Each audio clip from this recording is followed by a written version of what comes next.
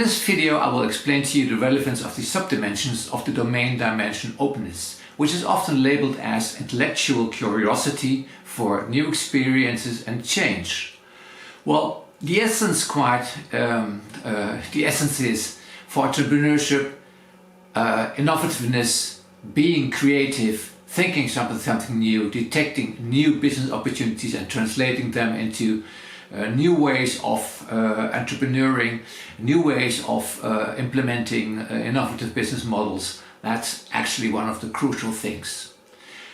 However, it's a quite introvert thing. It's absolutely demanded to be creative, think about Elon Musk really detecting the possibilities of creating an electric car, electric mobility, and especially the things he's doing now with artificial intelligence with drivers, which is not really successful, but he really has a huge progress to the, by instance, the European car builders. But openness is an intellectual capacity. When you're working in a team, as many of you probably will do, but if you work in a team, you have to share your intellectual ideas, your intellectual capital, new business ideas with your team members. And that demands qualities from the dimension agreeableness. However, we'll explain it of course later in the other video explaining agreeableness. But openness is this intellectual curiosity. Think about this TV tycoon John de Mol, creating all these fantastic and super commercial television shows. It demands the intellectual curiosity to develop new visions, new possibilities in an entrepreneurial context. So what are these subdimensions? The first one is pretty obvious. I mean, it's fantasy, it's the famous out of the box. If you want to be innovative, you gotta invent something which is not already there. So it's got to be out of the box, something different than the usual. If your score is medium, which means 4, 5 or 6, well, that's not really great to be an entrepreneur, because your ideas got to be really innovative, which means really out of the box. That's fantasy. It's pretty simple. So if you're low, you got to encourage yourself, stimulate yourself, motivate yourself to get some really new inspiring ideas. And ask yourself, if you're medium, am I really surprising? And how could I redesign my ideas to be really surprising? Fantasy. Alright, the second dimension is labeled as openness to aesthetics. Well, any entrepreneur has to have a really catchy social media strategy and of course an attractive website. So if you're lower on openness to aesthetics, probably you're neglecting the quality of your website and your social media strategy. Like for instance, I'm making this movie because movies are nice to watch too, and also on websites. If you have a small catchy movie or use Instagram for your products to approach your customers, or to broaden the possibility to sell products and broaden your market branding, to enhance your market branding, well then really social media strategies are very important. And of course then openness to aesthetics, it's gotta look really great, because your competitors, they really take care that their social media strategy, their Facebook strategy, their websites are looking very well.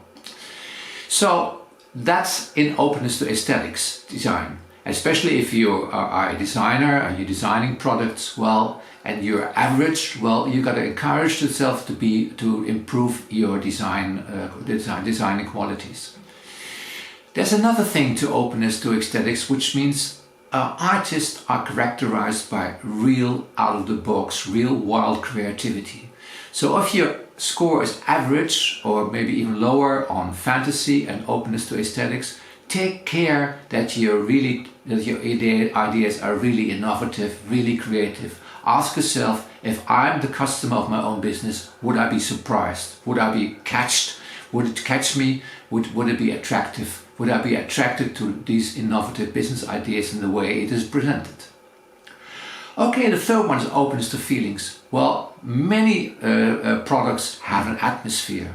Your business has an atmosphere. The interaction with the customer has an atmosphere.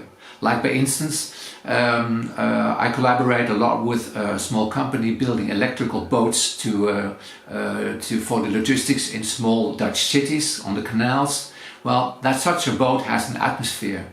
And it has a feeling, it has a social impact. And that's quite important. Your products, and especially services, they have an atmosphere. Another example is a small design company, a startup, where they offer services to other entrepreneurs to be really innovative. They use the design thinking framework, which is a famous framework to be really innovative, while teaching other entrepreneurs to be innovative by applying the design thinking. Well, that has an atmosphere. Also, interacting like an architect always has to interact with his customers, with the one who is building it, the project developer. Also, if you have a technical product, your customers have to use it, and that your product has an atmosphere. Like for instance, serious gaming, where gaming is used to develop and train employees in a technological environment.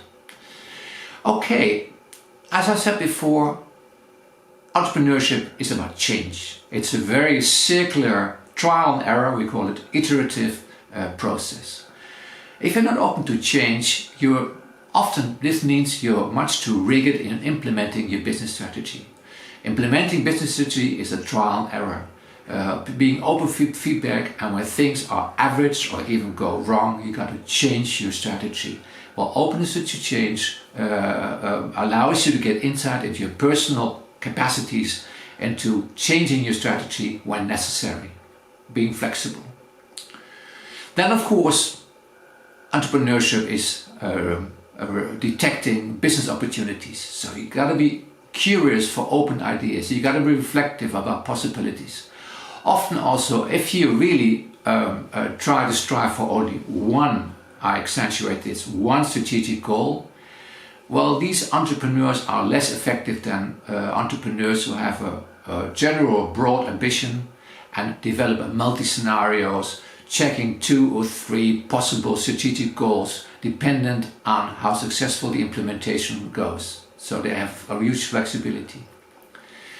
Well, so openness to ideas is you've got to be creative and curious and develop new visions. And they will converge, come together in your entrepreneurial vision. And that's the last one, openness to values.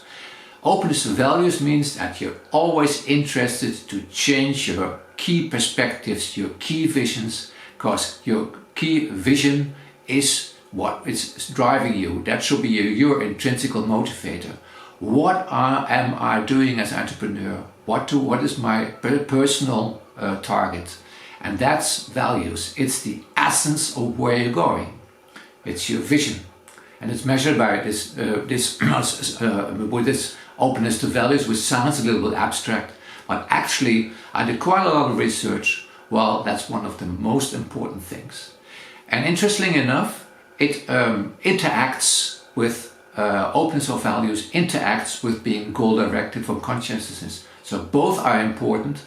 Why? It seems to be pretty logical, because entrepreneurship is about opportunity recognition, detecting business opportunities, openness for values, vision, and translating them into strategic action, opportunity exploitation. Well, this is the essence about the sub-skills of openness, which is an introverted but highly important key entrepreneurial quality, closely related to entrepreneurial effectiveness.